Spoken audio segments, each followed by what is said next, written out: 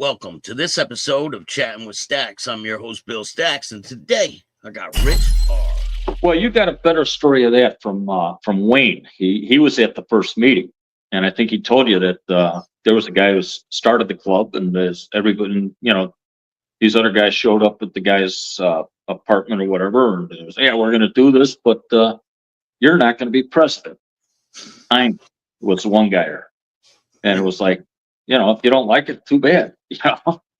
Or if you don't like it, do something about it. That was kind of the thing. Like you were talking earlier about confrontations between guys in the club. Yeah. Generally speaking, handle it. Don't make it the club's problem. You feel like this guy, ripped you off or something. Well, you and him deal with it. Why should the club all of a sudden, this is our problem now because you guys are having a problem? Have you seen people duke it out in the club? Other people have problems with each other and make it the club's problem? Yeah, I have a feeling that I've seen that, but I can't really remember it, I knew there were times when, you're not going to have a bunch of guys like that together hanging out doing stuff that there's not going to be, problems occasionally. What I'll tell you is that our meetings, there was a pattern. Meetings started with president or vice president, whoever was running the meeting. A lot of times when Moondoggy was president, he drove semi and he was out on the road, would be just chewing our asses. And the reason was because at the last meeting, it's Friday night, and we said, all right, there's parties on Saturday. We want to see every swinging dick there. You will be there, right? Well, then everybody goes out and parties Friday night, and half the guys are so hungover they don't show up on Saturday. And it was happening week after week. You come to the next meeting, they're chewing people out because where the hell were you last Saturday? Yeah. And they, oh yeah, all right. And then they'd all go out and get party, and half the guys would not show up on Saturday. It's like, yeah, but I mean, you're not going to have all these guys together and not going to have moments where, things get a little tense, from time to time. That's normal. Now, sometimes you'll see swastikas on cuts and stuff like that, or sewn on the cut somewhere. Somebody was telling me that the Hells Angels just told their club members to take those off. Yeah, the SS bolts. I think they took off the SS bolts too. Yeah, it's I think part of it is you're riding down the road and somebody sees you with that. Nowadays, the way things have gotten, somebody is going to run you over and expect to get an award for doing it.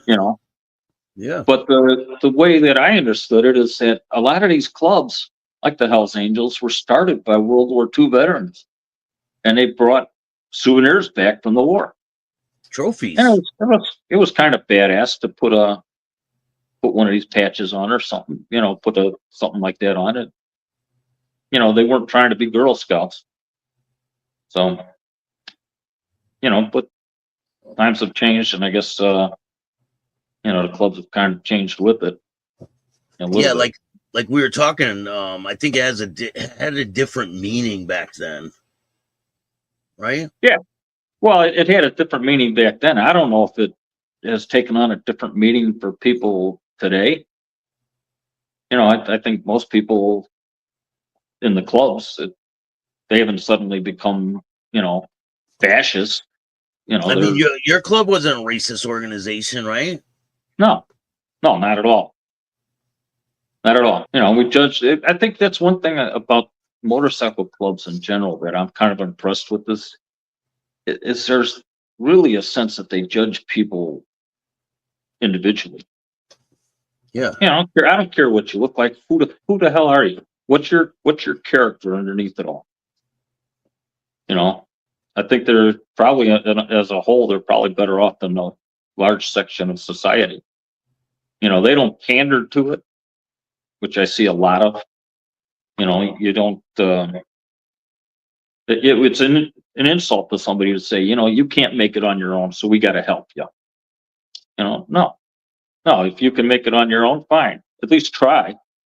Yeah, you got to be able to make it on your own in order to be a part of one of these clubs, right? They're not going to carry you through life. No, they're expecting that if there's a problem, you're going to, you're going to stand up. And I had chances to do that, and I did it. It's I was proud of that. I was proud that because I'll tell you what, somebody's pulling a gun or something. You don't know how you're going to act. I suppose there are some people. Some people have been in those situations enough that they know exactly how they're going to act as soon as it happens. But if you haven't been in those situations, while somebody's whipping out a gun, how are you going to respond? I think I know how I'd respond. I do know now, and I believed I knew then, but I had opportunities to prove it, and I was happy with the way I responded. I didn't disgrace myself, and I didn't disgrace the club, and that was, Did you ever have a time where you felt like these guys aren't really there for me or anything like that? No, not as the club, but a couple individuals, a couple times where I didn't, I don't think I really trust this guy to have my back. Yeah. I mean, one of the things you'd be drinking and, when I was sober in the club for that year, I started calling 11 o'clock the witching hour. And that's witching at 11 o'clock. I'd kind of back off and get out of the mainstream there, because people are going to get to that point in intoxication when they're getting a little goofy. But one of the things is, brother, I love you, man. I'd take a bullet for you. People were saying that a lot,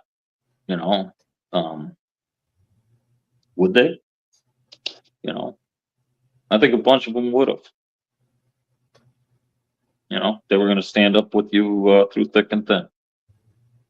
So this was a pretty close-knit brotherhood. Yeah, I think so. We partied on the weekends. We, connected mostly for during the week.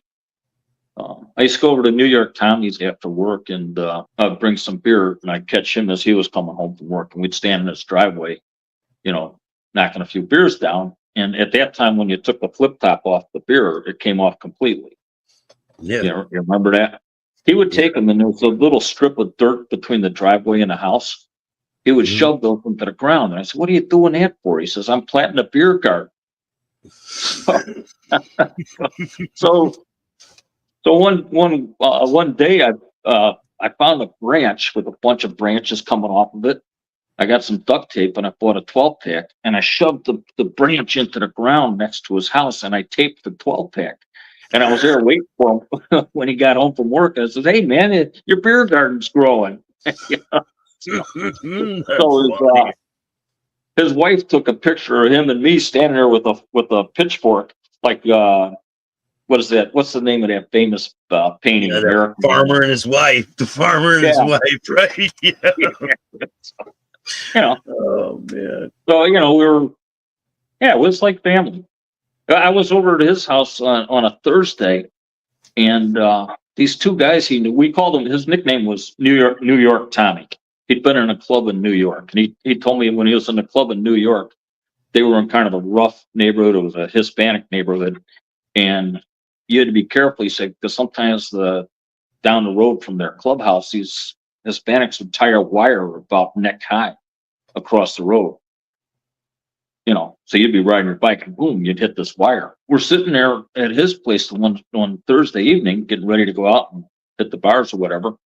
And these two guys he knows from Connecticut, from your neck of the woods, show up. And we partied with these guys nonstop from Thursday to Sunday. And Sunday, it's like everybody's kind of chilling out. We're sitting on Tommy's patio. And then one guy says, "Yeah, I guess we better get home." It turns out the one guy's old lady sent him out to get some milk. He just kept on going into Illinois, and we partied for 4 days. And, I think she probably would be a little hesitant to ask him to go out and get the milk anymore after that. So. Probably not. No. So they had a clubhouse, a Death Marauders clubhouse in New York? No, that Tommy was in a different club when he was in New York. And He he was ended up joining you guys' club. he was in the Marauders when I joined. Yeah, he was So cool, man. was He it? Did died you in get, he died around 2000 and 1999 maybe. Just great guy. would you get people from other clubs that would join? Yeah, I think we might have had a couple guys like that. Or we had a guy, was that Animal? We had two animals. They became Fox Lake Animal and Zion Animal. Zion Animal was from Germany. He was about 6'3" and about, I don't know, 350 pounds. Big boy, big belly, kind of like I got now, a little bigger. The other animal, we called him Zion Animal because he was from Zion originally.